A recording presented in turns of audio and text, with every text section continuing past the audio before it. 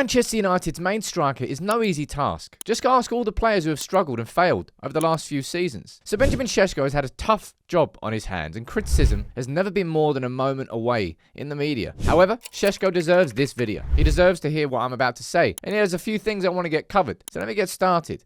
I'll be honest, I'm rubbing my hands together because I'm really going to enjoy doing this video and having a conversation about Benajmin Sesko. What's your take so far, personally, on his first season at Manchester United? This has been somebody who's never been too far away from criticism in the media, especially if you named Gary Neville. It's all been a bit weird.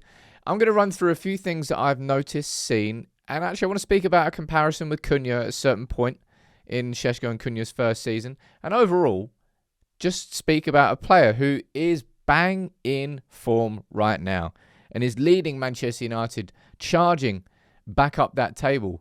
And we're now, 3 points off Villa in third. Obviously, Carrick has masterminded these last 6 games, but Shesho himself has been so impactful. And I'm going to speak about the goals, but then also speak about something separately. Firstly, that one against Fulham, which was magical. Well, it was nearly frustrating, but the finish, the touch, the finish, just top class. Bettered by the goal against West Ham. I still don't know how he scored that goal. You know, I'm still watching it back. Mate, there's no way you're finishing from there. Unreal finish. And that one against Everton, I think you still argue the West Ham one's the best one. But that one against Everton, off the back of that run, was sensational. Absolutely unbelievable. And in those 3 games, Shesho has won 2 points, another point there, and won another 2. That's 5 points in 3 games and with 3 goals that he has won for this team. He is now Player of the Month nominated by Player of the Month nominated. He is nominated for Player of the Month by Manchester United. And on top of that, he's actually the most productive attacker in the Premier League in terms of how many minutes per goal in 2026. It's safe to say that he is bang in form and deserves all the credit that he gets. Now, with Shesho, right, I think this comment from Keane on the latest episode of The Overlap is quite important. I've highlighted it there.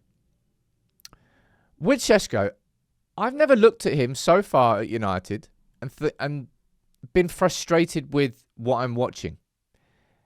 Would I have wanted him to score more goals sooner? Sure. Well, we're all greedy. But I've never really been too frustrated with his overall temperament, his overall approach, his running off the ball, everything. And that's what I meant when I said, I'll speak about that bit next. But that's what I meant when I spoke about the Cunha comparisons. Because Cunha, prior to scoring this goal against Brighton, it felt like in his head, he was thinking, I've got to score, I've got to score, I've got to score, I've got to score, I've got to score. Whereas in reality, he was impacting the games in a really positive way, even without those goals. Now, he needed that goal for himself. And it's like, And then Cunha, I think, has grown into this season, probably past that point. But to go back to Roy Keane there, I think he has done a lot of the right stuff. And as I said, when it comes to criticism, look, when it comes to Gary Neville there, if you actually take a listen to what he said in full, it wasn't really a bad thing for him to. It wasn't a terrible thing for him to say. He said the same thing about Gyökeres. Talks about certain things that he doesn't feel he's going to have, but kind of focusing on the negative when the positives are right there. But it doesn't really matter whether you say positive things because it's going to be the other headlines that are taken. Those are going to be the grab quotes. It's not really the best thing you say. It's always the worst thing you say. That's how punditry works, and Gary Neville knows that. But for Shesho, part of the reason I'm doing this video is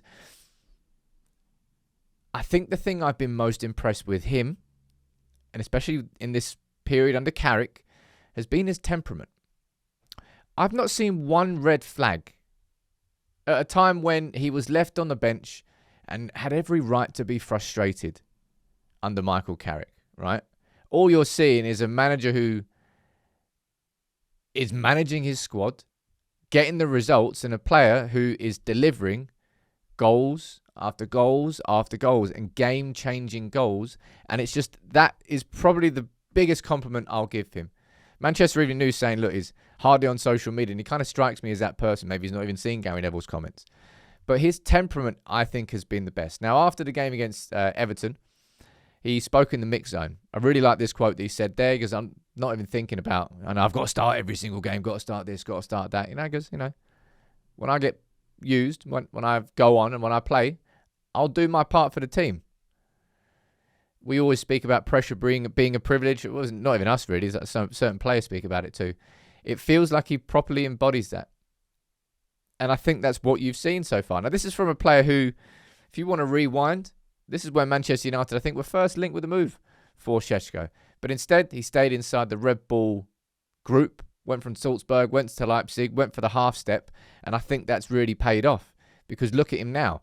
And you can even look at the development this season. I think Wayne Rooney's spot on there, saying that Sheshko's a work in progress. But I would say, would I say Cunha and Mbumo's a work in progress?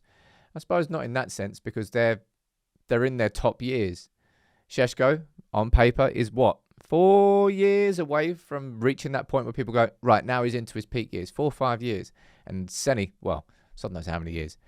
But this is a player who I think has, not that he's had to deal with, it's not about the over-criticism, and it's bloody difficult being Manchester United's centre-forward. In the same way, it's bloody difficult to be Manchester United's goalkeeper. And Senny Lamons has done an incredible job, and I've praised him, and I think it's just fair to praise Shesho, to point out all the positives that I'm seeing, not just from a goal-scoring perspective, not from a game-changing perspective, but from an attitude perspective, from a temperament perspective.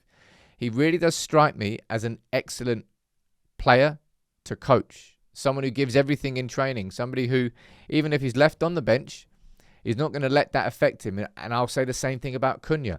I'm seeing a lot of green flags when it comes to the attitudes of Manchester United's players. And let's be honest, how often have we been able to say that with chest about a lot of our squad? I know Amram got a lot wrong. And one of the things he did right was start to squeeze the wrong attitudes out of the dressing room.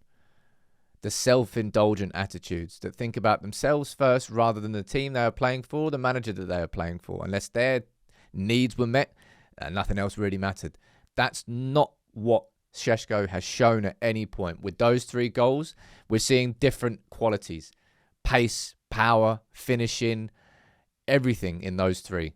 And as I said, right now, nobody's performing better than him in 2026 when it comes to minutes per goal. Now, Carrick, start Shesho against Crystal Palace.